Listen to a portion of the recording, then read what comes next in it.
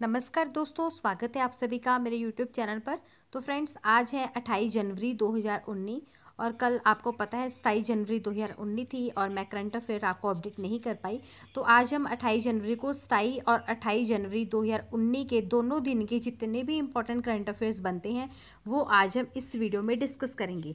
आपको just note down करने हैं और साथ साथ में समझना है साथ साथ उसके इंपॉर्टेंट फैक्ट क्या है। तो चलिए स्टार्ट करते हैं आज के हमारे फर्स्ट करंट अफेयर से। और अगर आप चैनल पर पहली बार विजिट कर रहे हो, सब्सक्राइब कर लीजिए, बेल बटन को जरूर दबा दीजिएगा। इससे आपको हर नोटिफिकेशन सबसे पहले मिल जाया करेगा जब भी मैं कोई नई जानकारी डालूंगी। फर्स्ट क्वेश्चन देख लेते हैं।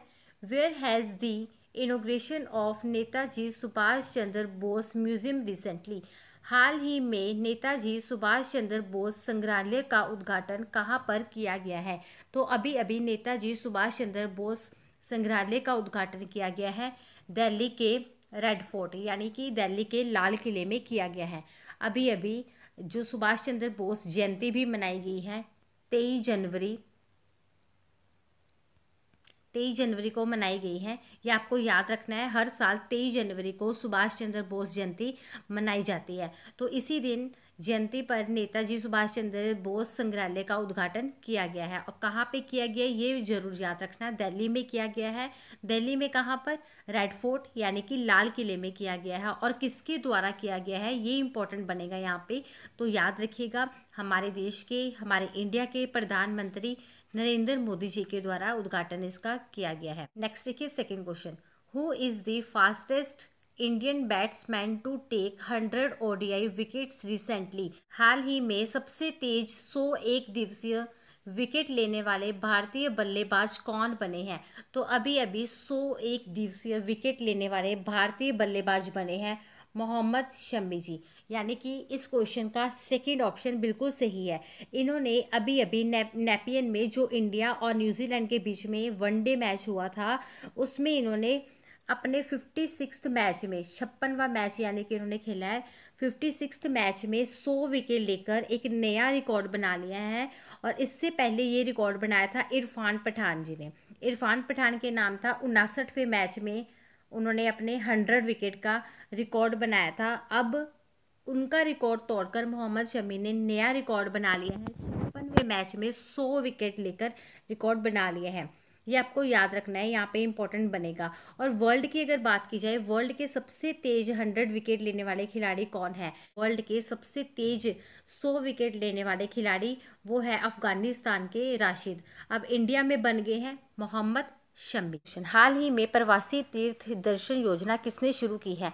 अभी अभी प्रवासी तीर्थ योजना शुरू की गई है नरेंद्र मोदी जी के द्वारा, यानी कि हमारे देश के, हमारे इंडिया के प्रधानमंत्री मोदी जी के द्वारा प्रवासी तीर्थ दर्शन योजना शुरू की गई है। अब इस योजना में होगा क्या? दरअसल ऐसे प्रवासी भारतीय जिनकी एज 45 साल से लेकर 65 साल के बीच में है उनको इसका फ़ायदा मिलेगा। इस योजना में साल में 2 बार प्रवासी भारतीयों को इंडिया में तीर्थ स्थलों की सैर करवाई जाएगी, यात्रा करवाई जाएगी। और फ्लाइट से लेकर जितना भी सारा खर्चा होगा वो इंडियन गवर्नमेंट यानी भारतीय सरकार ही देगी, लेकिन एज क्राइटेरिया 45 से 65 साल ही रहेगा।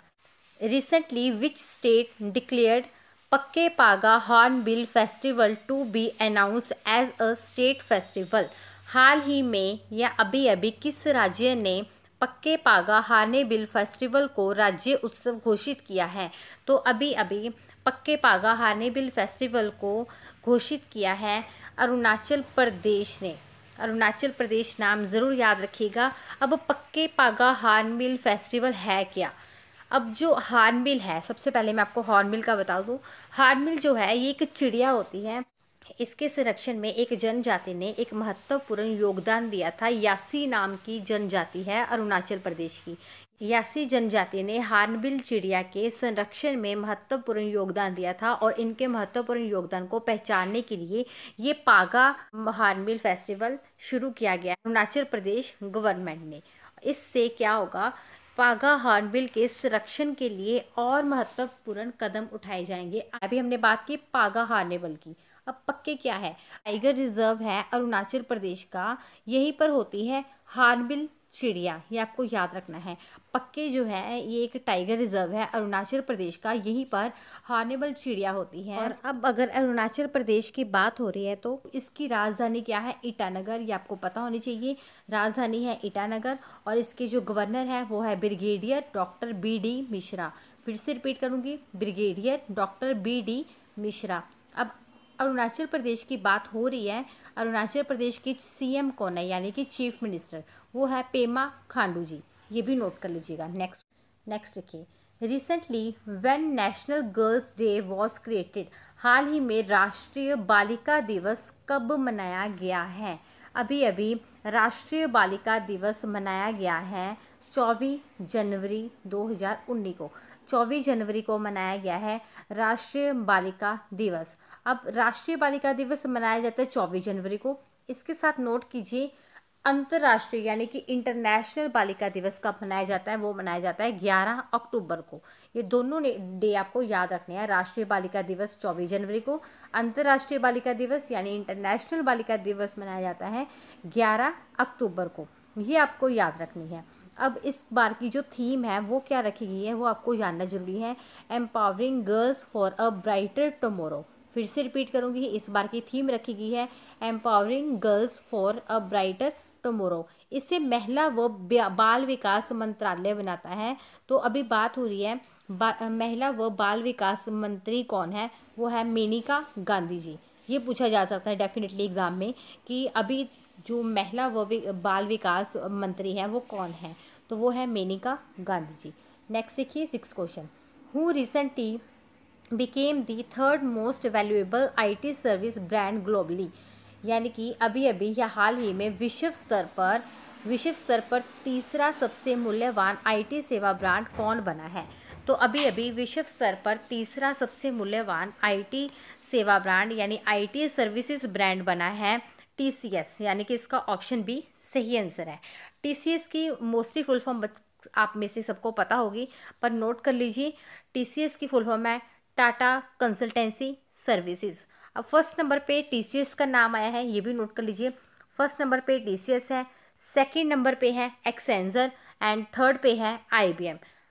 ये ज़रूर नोट कर लीजिएगा। अब टीसीएस की बात हो रही है, टीसीएस के अभी प्रेजेंट टाइम के चेयरमैन कौन है? टीसीएस के प्रेजेंट टाइम के चेयरमैन है नटराजन चंद्रास्करन, ये नोट कर लीजिएगा। और एमडी और सीईओ है राजेश गोपीनाथन। और टीसीएस की स्थापना कब हुई थी यानी उसको एस्टैब्लिश किया गया था 1968 में, ये ज़रूर नोट कर लीजिएगा साथ साथ में। अब टीसीएस का हेडक्वार्टर कहाँ पे है? वो भी मुंबई में, ये ज़रूर नोट कीजिए साथ में। Next question, Recently, 3 Indian migrants from which country have been honored with the prestigious प्रवासी भारतीय सम्मान? हाल ही में किस देश के 3 अप्रवासी भारतीयों को प्रतिष्ठित प्रवासी भारतीय सम्मान से सम्मानित किया गया है? सबसे पहले देखिए अप्रवासी और प्रवासी होता क्या है। दरअसल जो इंडिया के लोग फॉरेन जाके रह रहे हैं हमारे लिए वो क्या है? प्रवासी।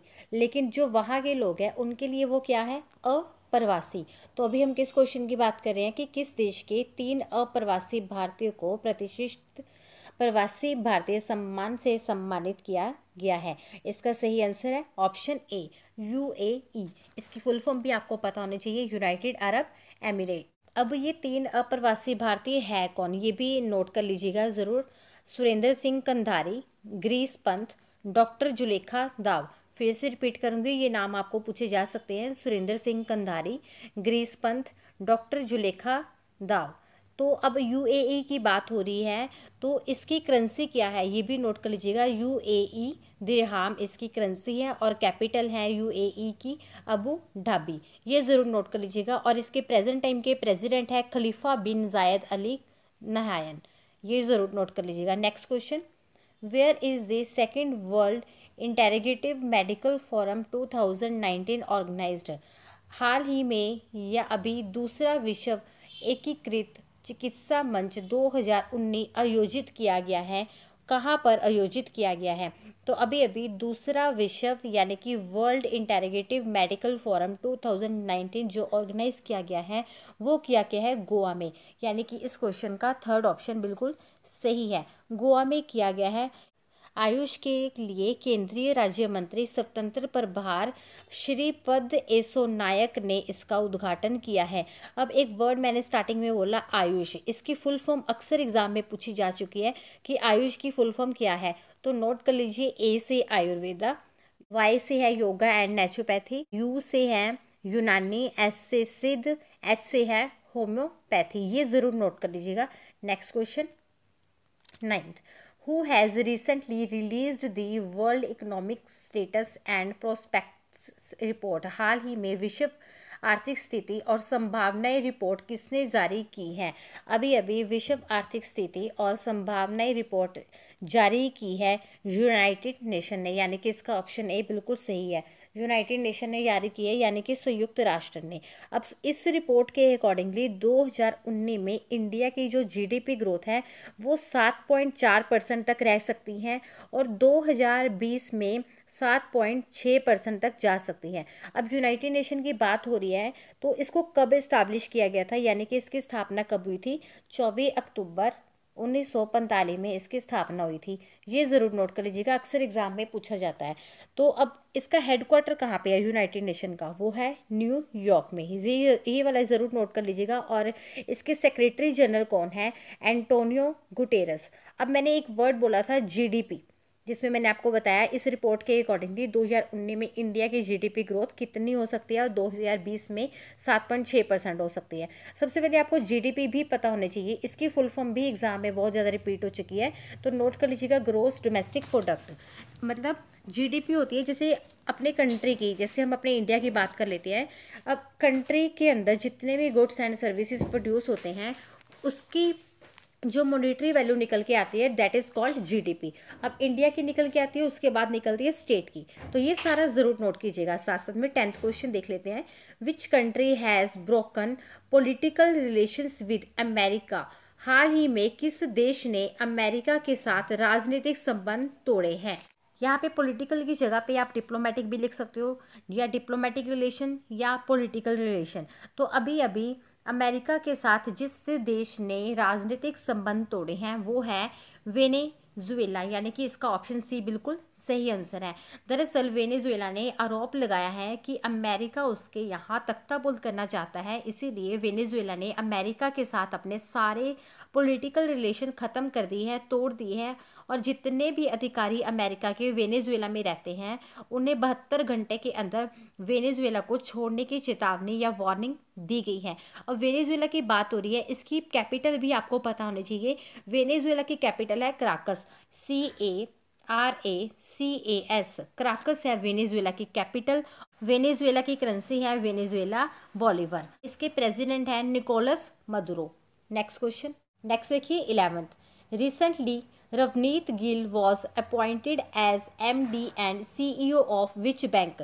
हाल ही में रवनीत गिल को किस बैंक का MD एंड CEO अपॉइंट किया गया है या नियुक्त किया गया है?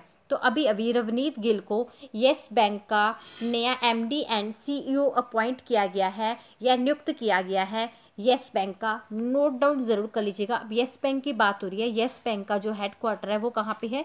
मुंबई में। और अभी तक येस बैंक के जो MD और CEO थे वो थे राणा कपूर जी। अब नए CEO और MD कौन है? रवनीत गिल। ये नाम ज़रूर नोट कर लीजिएगा, खास तौर पे अगर आप किसी बैंक के एग्जाम की तैयारी कर रहे हैं तो डेफिनेटली ये क्वेश्चन आपको पूछा जा सकता है।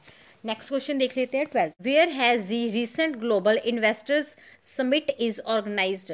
हाल ही में ग्लोबल इन्वेस्टर्स शिखर सम्मेलन आयोजित किया गया है। कहाँ पे आयोजित किया गया है?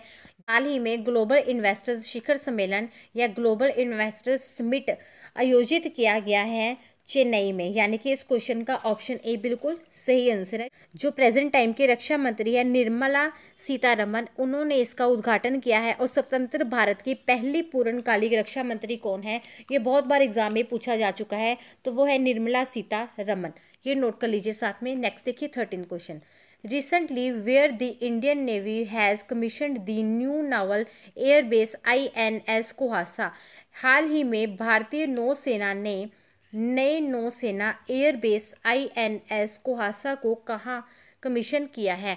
तो अभी अभी भारतीय नौसेना ने नए नौसेना एयरबेस INS कोहासा को कमीशन किया है अंडमान एंड निकोबार में, यानी कि इस क्वेश्चन का ऑप्शन बी बिल्कुल सही आंसर है। तो ये नोट कर लीजिएगा, अंडमान निकोबार के INS कोहासा से किए जाएंगे। नेक्स्ट क्वेश्चन, नेक्स्ट देखिए, who recently developed the light app to locate the currency.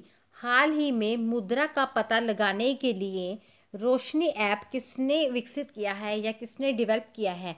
तो अभी अभी मुद्रा का पता लगाने के लिए रोशनी ऐप को विकसित किया है IIT रोपड़ ने। अभी ऑप्शन ए इसका यानी कि बिल्कुल सही आंसर है। अब ये रोशनी ऐप है क्या, क्या करेगा, ये वर्क क्या करेगा? दरअसल जो ब्लाइंड पीपल होते हैं, ब्लाइंड लोग होते हैं, वो इससे करेंसी का पता लगा पाएंगे इस ऐप के ज़रिए। इस ऐप के थ्रू कैमरा ऑन करके अगर वो किसी नोट को स्कैन करेंगे या किसी नोट की फ़ोटो खींचेंगे, उसी वक्त ऐप ये बता देगा कि ये नोट कितने रुपए का है। मतलब इससे वो करेंसी का पता लगा पाएंगे ब्लाइंड पीपल, उनकी इससे हेल्प हो पाएगी। Right, next question 15th, who has recently been given additional charge of the finance ministry। हाल ही में किसे वित्त मंत्रालय का अतिरिक्त प्रभार दिया गया है? तो अभी अभी वित्त मंत्रालय का अतिरिक्त प्रभार दिया गया है मिस्टर पीयूष गोयल को। अब मिस्टर पीयूष गोयल ये है कौन एक्चुअल में? खास तौर पे अगर आप रेलवे के एग्जाम की तैयारी करें तो आपको डेफिनेटली पता होना चाहिए रेल मंत्री हमारे कौन है, पीयूष गोयल जी।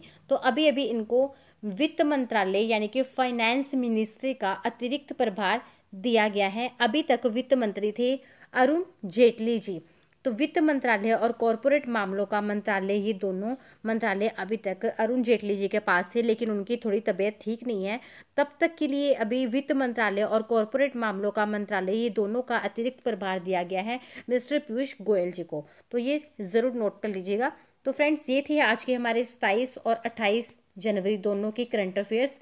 नोट करते जाइएगा साथ साथ में, और वीडियो को लाइक करना, शेयर करना मत भूलिएगा। मिलते हैं नेक्स्ट वीडियो में। Thank you, thanks for watching.